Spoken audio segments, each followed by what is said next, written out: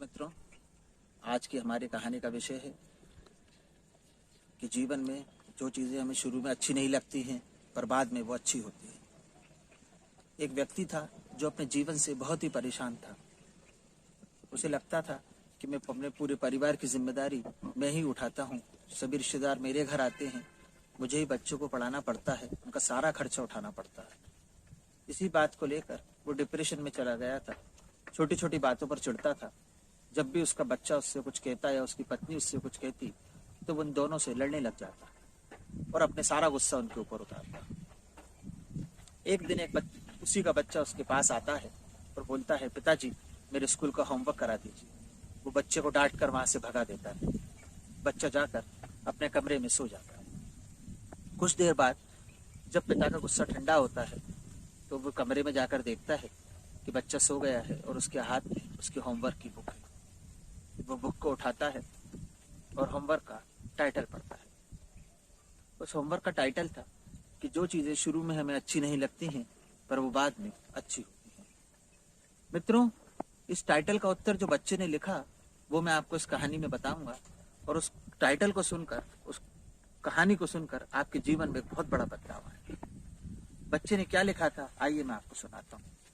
बच्चे ने उत्तर में लिखा था कि जो चीजें हमें शुरू में अच्छी नहीं लगती हैं वो बाद में अच्छी होती है। बच्चे ने लिखा था, मेरे फाइनल एग्जाम जो मुझे बिल्कुल अच्छे नहीं लगते, पर जब एग्जाम खत्म हो जाते हैं, जो छुट्टियां लगती हैं, मुझे बहुत अच्छी लगती है।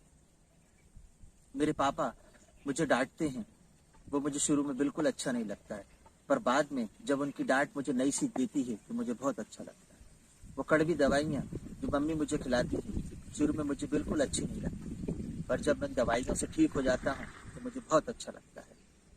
सुबह सुबह वो अलार्म की घड़ी जब बजती है मेरी नींद को खराब कर देती है तो मुझे बिल्कुल अच्छा नहीं लगता है, पर वो मुझे जिंदा होने का एहसास दिलाती है, ये मुझे बाद में अच्छा लगता है। पिता अपने पुत्र के उत्तर को पढ़ता है और कुछ देर के लिए शांत हो जाता है। पिता को लगता है कि मेरी आंखें खुल गई।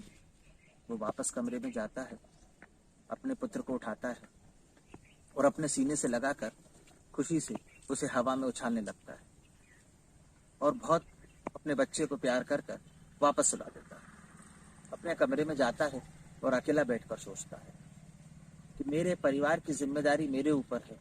ये मुझे शुरू में तो बुरा लगता है, पर यह अच्छा है कि मेरा परिवार तो है। अगर परिवार ही नहीं होगा तो मैं जिम्मेदारी उठाऊंगा किसे। कुछ मेहमान, कुछ रिश्तेदार रोज मेरे घर आते हैं, शुरू में मुझे बुरा लगता है, पर यह अच्छी बात है, कम से कम मेरी समाज में जान पहचान तो है। उन लोगों का क्या है जिन ना तो जिनके पास परिवार है, न संतान है, ना ही उनकी कोई जान पहचान है। और इन चीजों को सोचकर वो सोचता है कि वाकई मेरे बच्चे ने अच्छा टाइटल लिखा है कि जो चीजें हमें शुरू में बेकार लगती हैं पर वो बाद में अच्छी होती है।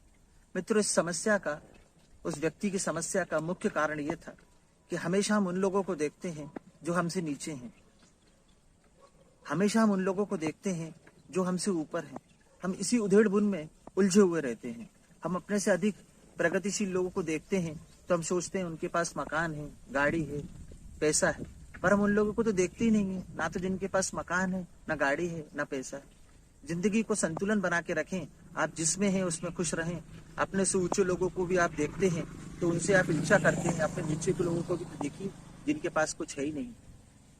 इस कहानी को मैं एक शेर के साथ खत्म करता हूँ कि मैं डर गया था पर मुझे बहुत लगा फासला देखकर, पर मैं धीरे धीरे आगे चलता गया रास्ता देखकर। मित्रों, जीवन में कभी घबराना नहीं है। जब भी आपको निराशा दिखे, फासला बहुत लंबा दिखे, तो जहां तक रास्ता दिखे वहां तक चलते जाएं। कहानी का शीर्षक मैं यही समाप्त करता हूँ और अंत में फिर बोलता हूँ कि जो चीजें हमें शुरू में अच्छी नहीं लगती हैं बाद में अच्छी होती है।